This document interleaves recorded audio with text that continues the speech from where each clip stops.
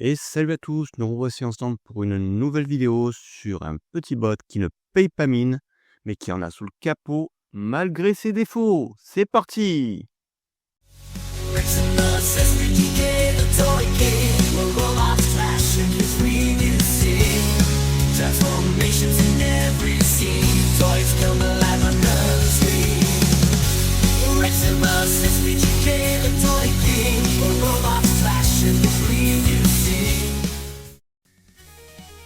Et nous voici donc en face de notre petit bot Bumblebee Origins qui est de base issu de la gamme Buzzworthy Bumblebee et recommercialisé dans la gamme Legacy United.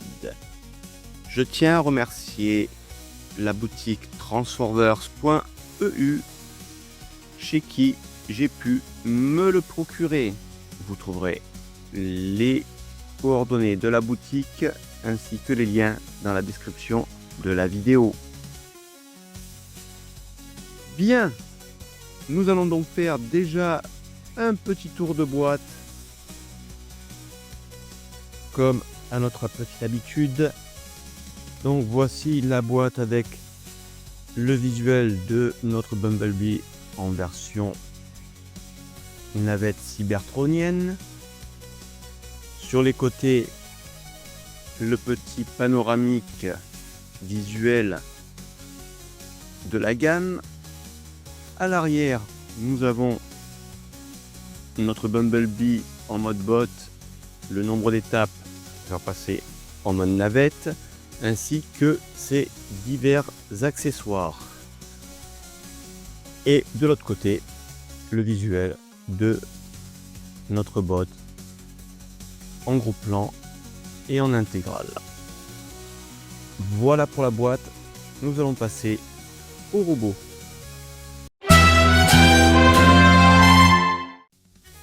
Avant de commencer la revue d'ensemble de la figurine, je tiens à préciser que ce petit Bumblebee n'était pas un Bumblebee que j'avais prévu dans ma collection.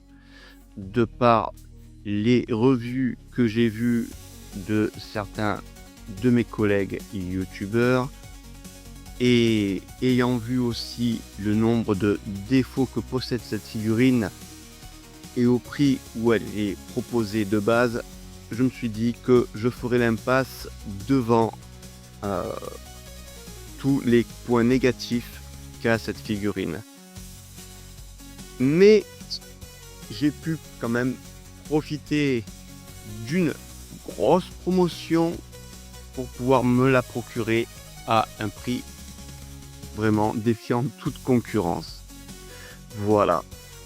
Que dire d'autre à propos de cette figurine? Oui, effectivement, elle est petite, très petite pour un Deluxe Class, d'ailleurs comme toutes les Bumblebee de sa gamme. Mais au-delà de ça, on va regarder un peu dans l'ensemble. Voilà notre Bumblebee de dos, de côté et de face. Voilà, on peut déjà voir les panneaux proéminents de la figurine qui est inhérent à son mode de transformation. Il s'agit plus ou moins quelque part d'un shellformer, grosso modo, ou d'un panel former, comme selon ce que vous préférez. Et je le trouve très pas très esthétique en fait. Voilà, c'est pour ça que j'ai voulu faire l'impasse sur cette figurine, mais bon, par rapport au prix, je me suis dit allez, on va la prendre et puis ça fera la continuité avec mes autres Bumblebee. Au-delà de ça, il a quand même une très belle bouille, voilà, pas très pretty one accurate, mais je ne sais pas, il me fait penser un peu à la tête du Bumblebee de War for Cybertron. je parle du jeu, non pas de la gamme de jouets, ni du dessin animé. Après, dans l'ensemble, quand on le regarde, il n'est pas si ragoûtant que ça quelque part, hein. Hormis les panneaux sur les côtés qui lui donnent des jambes pas très esthétiques. Mais son backpack, bien sûr, et quoique le backpack est quand même assez correct par rapport au backpack de ses compères version terrienne. Mais voilà, donc j'ai quand même revu un peu à la hausse mon avis sur ce bot. Parce que au final, il a de très bonnes articulations. Ça, on ne peut pas lui retirer cela, hein. Donc, on va voir de suite les articulations. Donc, au niveau de la tête, qui est très très rigide à monter sur ball joint. Voilà, un petit 360. Hop. On peut très légèrement lui baisser la tête, lui monter la tête un peu plus. Au niveau des bras, on a, de par la transformation, des articulations ici sur charnière. Voilà, qu'on appelle papillon, quelque part. Voilà, qui va permettre de pouvoir lui donner des poses un peu plus serrées. Voilà, et lui faire des poses d'attaque un peu plus élaborées. Il passe très bien l'étape de la T-pose. Voilà, bien complètement à 90 degrés, hein. Ensuite, on a un très beau 360, facilement exécutable. Au niveau des biceps, rotation à 360. Voilà. Au niveau des poignets, malheureusement, vous voyez ici, il ne pourra que baisser et monter les mains. Voilà, pas de rotation, rien du tout. Au niveau du bassin, on a un beau 360 aussi. Nickel. Les jambes, hop, grand écart facial et hop, latéral. Voilà, un peu moins sur l'arrière à cause du backpack.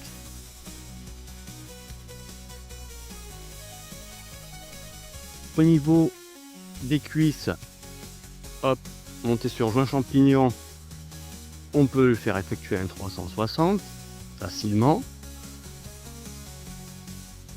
Au niveau des genoux, un beau 90 degrés. Et pour ce qui est des pieds, les articulations, voilà. On peut lui faire donner une inclinaison à 90 degrés au niveau des pieds. Légèrement monté vers l'avant et vers l'arrière. Voilà. Enlever logeant l'articulation ici du pied. Voilà, grosso modo, il a de très très bonnes articulations et très très rigide. Voilà, c'est un fait à énoncer, car beaucoup de rééditions ont des articulations un peu lâches. Bon, je suppose que comme ce Bumblebee n'a pas été beaucoup réutilisé de par son move ou en termes de réédition, voilà, les pièces sont bien rigides et il tient très très bien les poses qu'on lui donne, quel que soit le, voilà, hop, il tient même sur voilà, sur une patte. Voilà, je vais essayer de voir si on peut arriver à lui donner oui, ouais, voilà, même avec le backpack et un certain angle, il arrive quand même à tenir sur ses pattes. C'est nickel. Voilà. Ça, c'est un truc que j'aime bien dans cette figurine au final. Voilà. Et qui m'a fait un peu revoir mon jugement un peu négatif sur la figurine. Il nous vient aussi avec pas mal d'accessoires, dont son blaster. Voilà. Ici, son blaster cybertronien, entièrement noir, moulé en une seule pièce.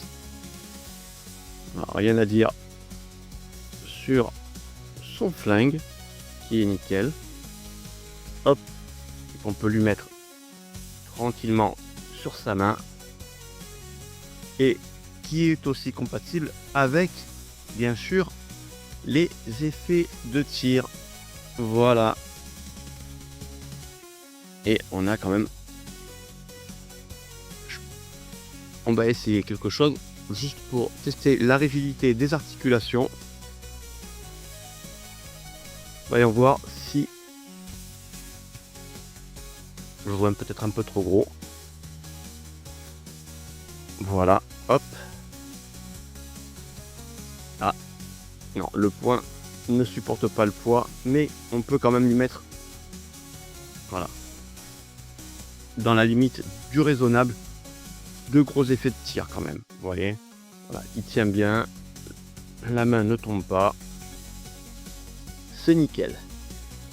Il nous vient aussi avec un petit jetpack, voilà, que l'on va pouvoir lui fixer dans le dos. Voilà. Pièce creuse, hein, dans un plastique plus ou moins souple.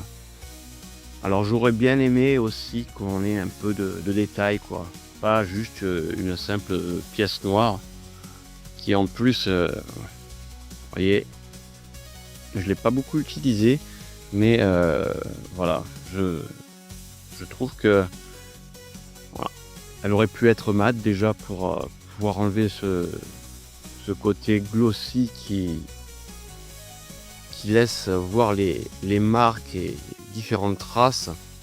Voilà, comme je vous ai dit, je ne l'ai pas tellement utilisé et on dirait qu'il y a déjà des marques d'usure alors que le produit est neuf. Bref, alors voilà, avec des petites touches de couleur peut-être, du jaune, du rouge, voilà, ou un logo Autobot. Mais bon, on va pas s'en plaindre, hein, vu que la figurine ne m'a pas coûté tant que ça. Voilà, donc on peut le fixer sur l'arrière de notre Bumblebee et pareillement on peut mettre des effets de tir, hop, sur le backpack, ce qui nous donne, hop, est-ce que je vais pouvoir arriver à faire ce que je veux en termes de pose?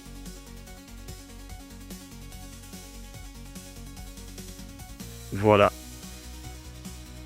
Voilà, ce qui nous donne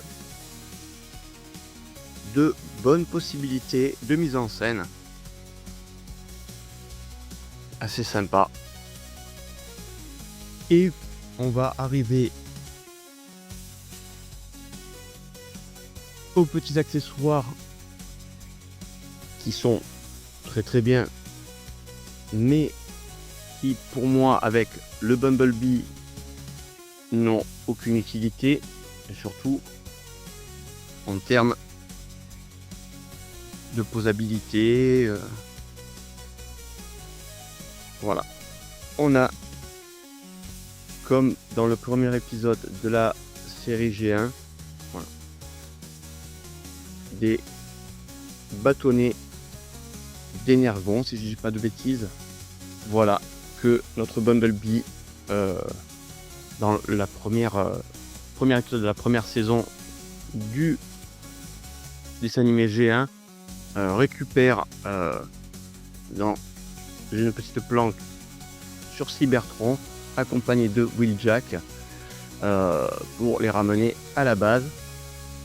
Et voilà, les seules choses qu'on peut faire avec les bâtonnets et qui tiennent même pas.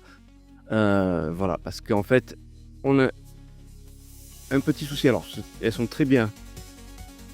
Voilà, c'est super d'avoir mis ça, mais perso, elles sont rigides, tout ce qu'il faut. Mais le problème, c'est que Bumblebee ne peut même pas les tenir, quoi. Alors, à la limite, peut-être la possibilité de les diviser en deux pour les assembler, pour qu'ils puissent tenir au moins les bâtonnets, parce que voilà, ça ne rentre pas dans la pogne de notre figurine. À savoir que si vous avez le Wheeljack Origin qui se transforme donc en véhicule cybertronien,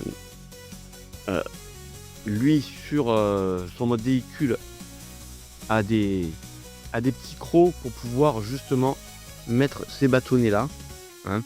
Donc cet accessoire aurait été plus utile sur la figurine de Wheeljack Origin que sur Bumblebee, même si ça fait sens de le vendre avec, puisque c'est lui qui les sort de la planque, même lui qui sort de la planque. Bref,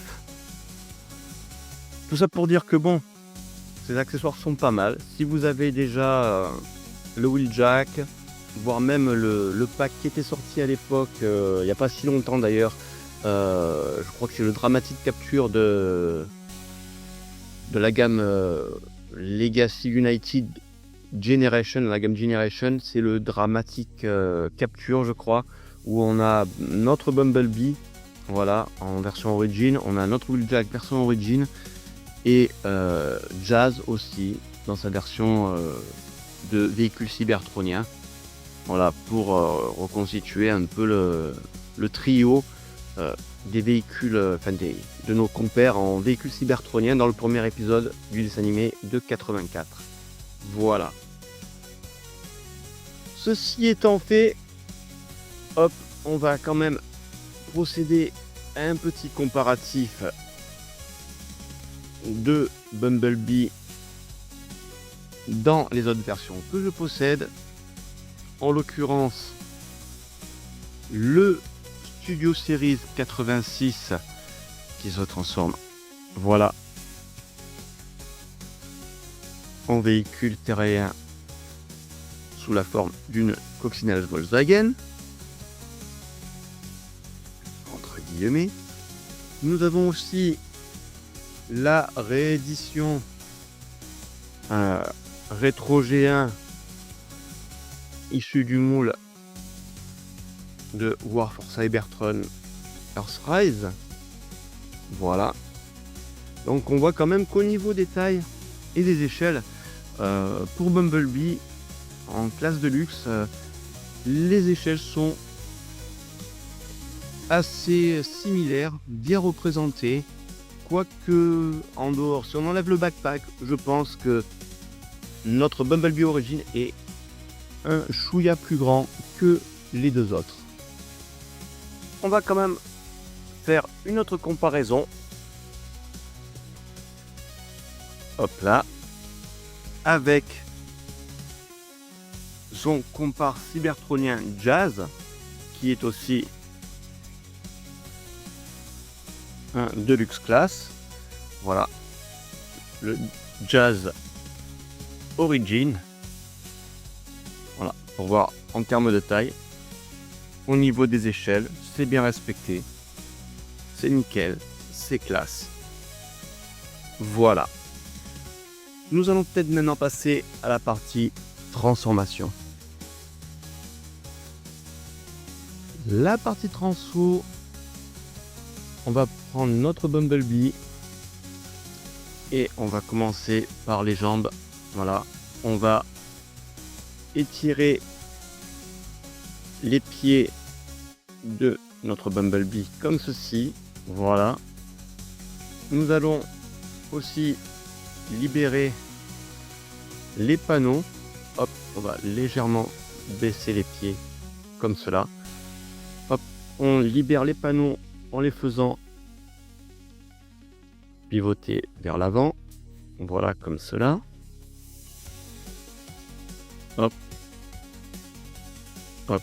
Faut faire très attention car voilà, ces panneaux sont montés sur une petite charnière et techniquement, de temps en temps, lors de la transformation, les panneaux ont tendance à sauter de la charnière, voilà, parce qu'elles ne sont pas fixées mais juste clipsées. Ensuite, sur l'arrière, on va déclipser ce panneau qui est fixé ici. Voilà, ici par un petit plug et qui est monté sur ball joint. Hop, voilà. On en fait de même avec l'autre côté, comme cela. Voilà. Ensuite, on va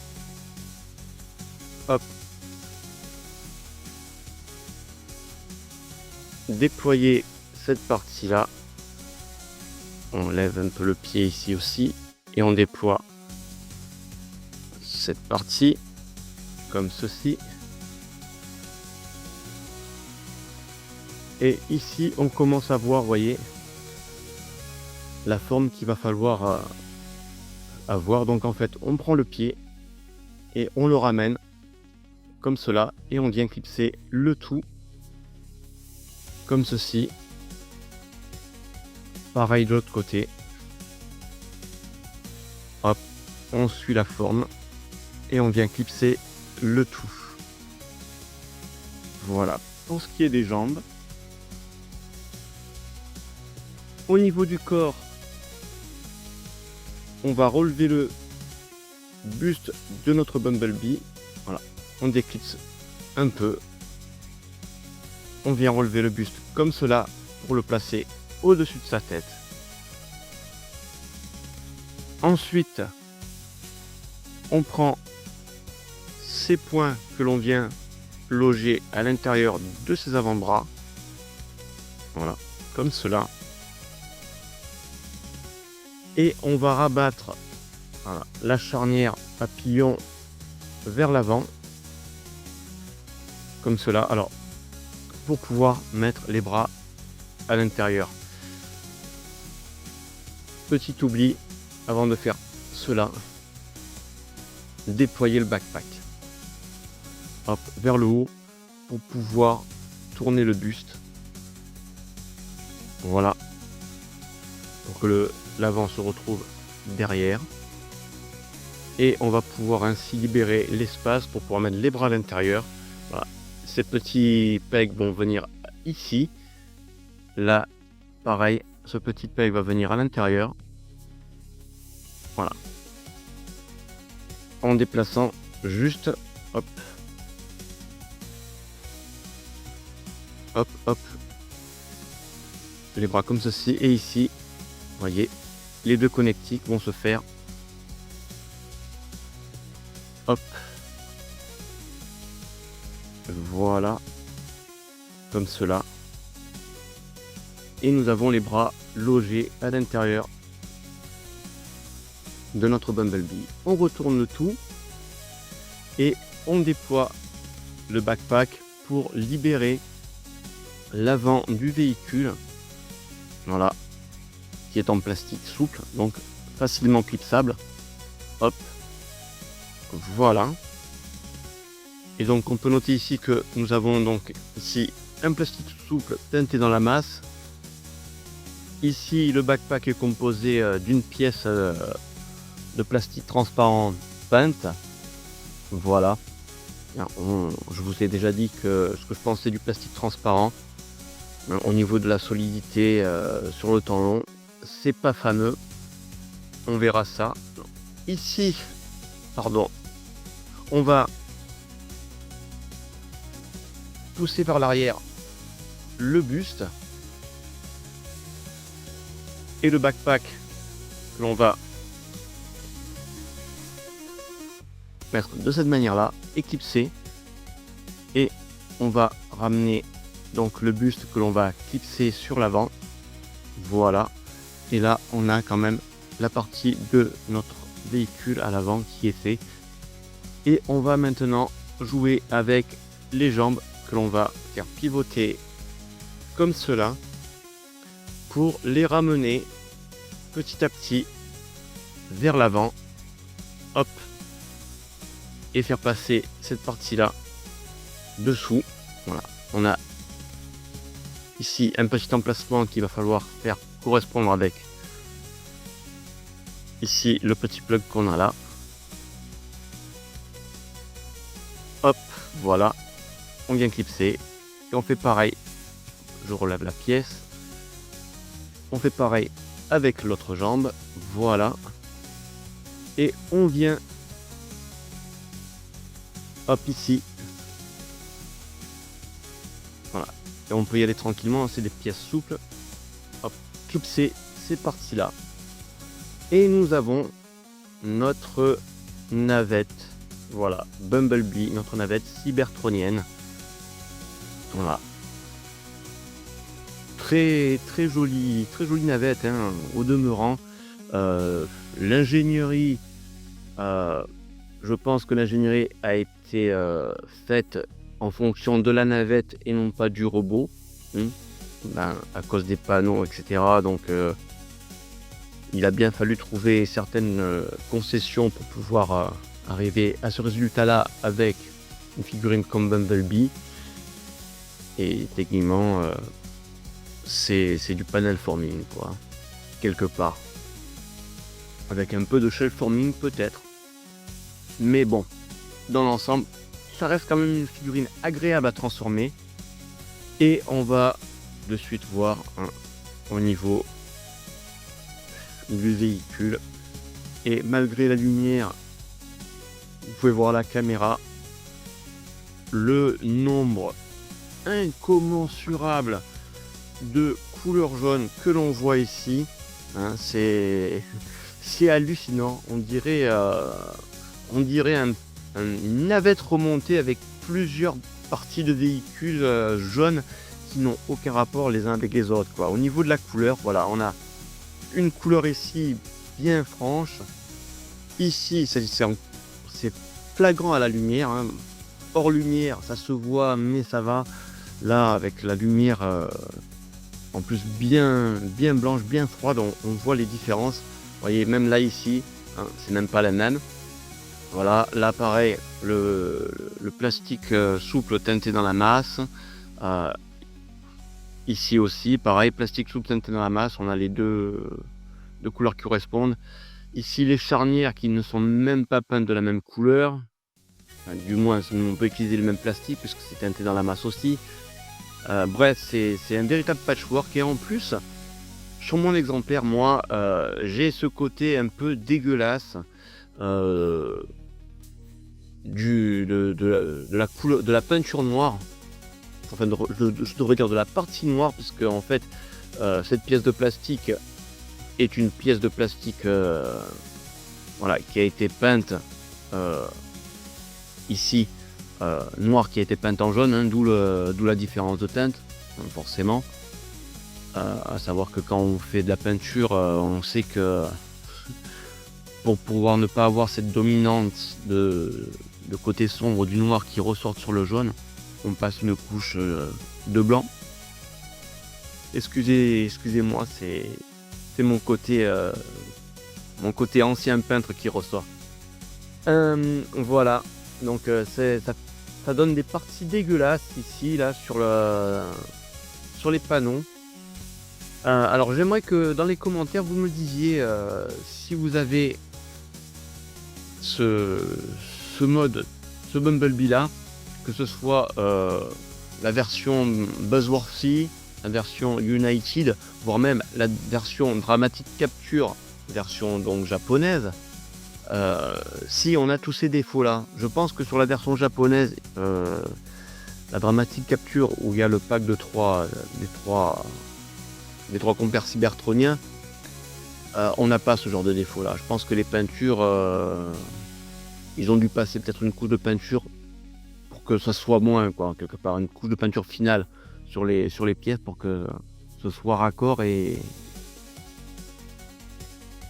harmonieux, pardon. Voilà. Donc en dehors des couleurs qui vont pas ensemble, hein, ce patchwork de jaune, ici on a le fameux syndrome de la tête visible. Voilà. Bon, je peux vous dire que même en la retournant, non, la tête ne se voit plus, mais par contre on a un petit souci au niveau de la transformation parce que ici la face de Bumblebee est proéminente et si on la retourne, on n'arrive pas à bien fixer l'avant du véhicule. Voilà, donc vaut mieux le laisser comme ça. Au demeurant, en dehors de la tête et des bras que l'on reconnaît, voilà, l'undercarriage est pas mal, hein, on devine pas où se trouvent les jambes. En sorte que si on prend comme ça, on voit les pare-chocs du mode Volkswagen de Bumblebee, mais ouais. Voilà, au demeurant, la figurine est quand même assez sympa à transformer. Elle est mignonne. C'était pas une figurine que je voulais avoir parce que voilà, de par ces défauts là, hein, les panneaux sur les jambes et là en mode véhicule, le côté patchwork de jaune dégueulasse quelque part, ne m'attirait pas, mais bon, je me suis dit, vu le prix auquel je l'ai eu, dire allez, on y va, ça me fera quand même toutes les évolutions de Bumblebee, on la prend. Donc, en dehors de cela, on va pouvoir fixer nos petits accessoires, dont ici le backpack que l'on peut fixer sur le toit, voilà, et son blaster que l'on peut fixer soit à droite soit à gauche, voilà, de cette manière là, et on peut faire une petite composition, pardon, hop, avec des effets de tir, voilà, sur le backpack, et voilà, c'est assez sympa au final, voilà. Et puis franchement le jetpack sur le dessus du véhicule permet de moins voir, bizarrement ça fait carrément cache-misère, mais ça permet de moins voir ce côté patchwork de jaune sur chaque pièce. Voilà, c'est moins flagrant on va dire, ça cache un peu la misère, mais c'est sympathique. Franchement, la figurine, je revois un peu mon jugement malgré ses défauts. Elle reste quand même assez chouette à transformer. Voilà, pas trop difficile. Et au niveau, si on veut pas mettre le jetpack, on peut mettre son blaster sur le dessus.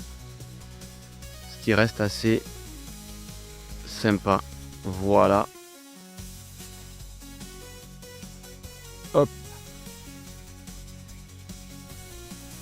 Et on va passer au côté comparatif de la figurine avec bien entendu le Studio Series 86 Bumblebee, voilà, avec la version rétro G1, hop, ici, et en dernier lieu, hop, avec son comparse Jazz version cybertronienne, hop, on va le mettre de cette manière, voilà. Donc il reste des accessoires à fourguer quelque part, et malheureusement ces accessoires dans le mode véhicule ne servent à rien, sauf si vous avez le fameux wheeljack origine sur lequel vous pourrez stocker ces petites barres d'énergon. Voilà. Donc au final ça reste une petite figurine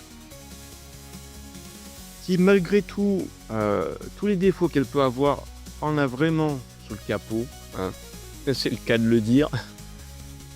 Et voilà, c'est quand même, allez, je vais revoir mon jugement parce que j'avais dit qu'elle était pas terrible, lors de mes différents visionnages de revues.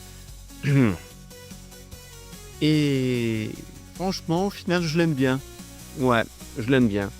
On va dire que le prix auquel j'ai pu l'acquérir, aide beaucoup là-dessus parce que si vous pouvez l'avoir pour un prix en dessous de 30 €, hein, ce qui est à peu près le prix d'un Deluxe d'occasion, pas plus ou moins maintenant, d'un bon Deluxe d'occasion. Voilà, si vous pouvez l'avoir pour 15 balles, sur Vinted ou différents sites, ou si vous arrivez à le trouver neuf, pour plus ou moins ces tarifs-là, heu, je vous la recommande. Par contre, si vous la payez plus de 30 balles, 35 balles ou plus de 30 balles, franchement, ça vaut pas le coup. Heu, à moins d'avoir effectivement, la version de Takara Tomy, hein, la Dramatic Capture, où certainement, les jeunes sont plus unis, hein, au niveau des peintures. Mmh, parce qu'on sait en général les versions japonaises, des gammes, proposées par Hasbro, heu, sont beaucoup plus qualitatives, hein, en termes de finition quelque part, de peinture, hein. Si vous avez l'occasion d'avoir, des versions japonaises, que ce soit, du Legacy, du War for Cybertron ou quoi que ce soit, je vous les conseille parce que de visu, j'ai pu constater qu'elles étaient vraiment, plus quali que les versions que Hasbro nous fournit, chez nous en occident. Voilà. Donc cette revue est désormais terminée. Je vous invite, pour les non abonnés, comme d'habitude, à vous abonner. Pour les abonnés, à mettre la cloche de notification, le petit pouce qui va bien, le commentaire, et surtout, n'hésitez pas à partager cette vidéo si elle vous a plu. Ça aidera pour la visibilité de la vidéo et pour le référencement, histoire qu'elle monte un peu. Je vous remercie beaucoup et je vous dis, passez une bonne journée, une bonne semaine, un bon week-end et à la prochaine. Ciao!